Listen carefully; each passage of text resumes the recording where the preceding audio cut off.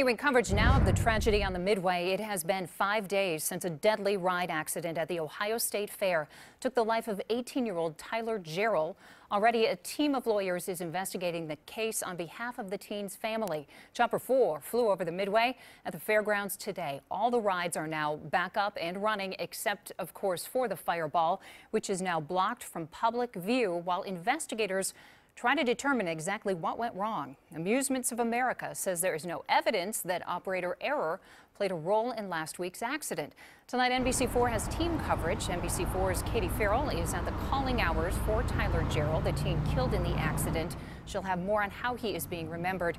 But first, Courtney Yoon is live at the fair right now. Courtney, any new developments in the investigation? Well, Ellie, it's been less than a week since this all happened, and unfortunately not many answers as to why, how, or who is responsible for this. The family, that is, the attorneys that are representing Tyler Gerald's family, says they plan on uncovering the truth. Everything seems back to normal at the Ohio State Fair. Rides are open and families are enjoying themselves. But away from here, lawyers and private investigators are building a case. We took this case to seek justice for Tyler. His family wants to find out how this could happen and prevent it from happening to others. 18-year-old Tyler Gerald's family have hired a law firm to investigate what happened and handle a wrongful death case. Amber, his mother, and the family are devastated. Tyler was a wonderful young man, as you know. He was an explorer with the Columbus Police Department. He had just signed up with the Marines, and he looked forward to coming back to Columbus to become a police officer and protect the safety of this community. As you can see from Chopper 4, the Fireball now sits quarantined on the fairgrounds, barricaded with semi-trailers and surrounded with police tape. There's also a black tarp covering the part of the ride that malfunctioned. We know something was wrong. We don't know just yet what. Attorney Mark Lewis says it's very early into their investigation, but they've already hired Intro Tech to investigate and reconstruct the incident to determine how and why it happened. They'll want to inspect the ride and its component parts. They'll want to test those parts. We'll want to reconstruct what happened as a way of determining who the culpable parties are. The law firm and Gerald's family hope to develop in the future some legislation that helps prevent ride accidents like this one from happening. They've thought about calling it Tyler's Law. Live at the Ohio State Fair, Courtney Yoon, NBC4. Courtney, thank you. And of the 7 victims who were injured, we know 4 are still in the hospital. 3 victims are at Ohio State's Wexner Medical Center. 2 are in serious condition. 1 is critical.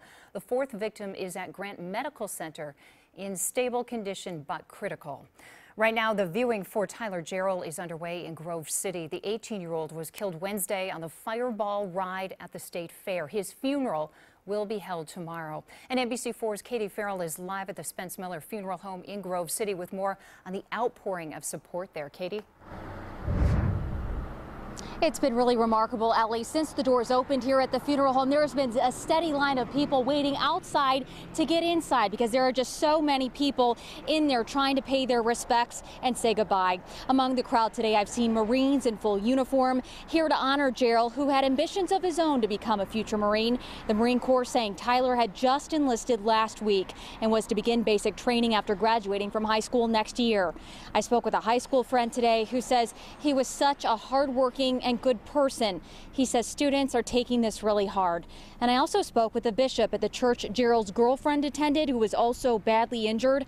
While he didn't know him personally, he says it was really important for him to come out today to say goodbye. There are no words. So our hope and our prayer is that we can be there for them and their families to let them know that we care. And if we care, God cares.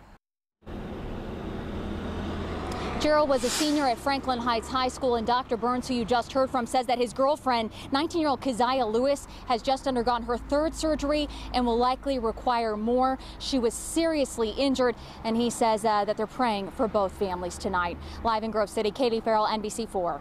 Katie, thank you. And you can count on NBC4 for continuing coverage of the tragedy on the Midway. We'll bring you the latest details on the victims and the investigation on air and online at NBC4i.com, as well as on Facebook and Twitter.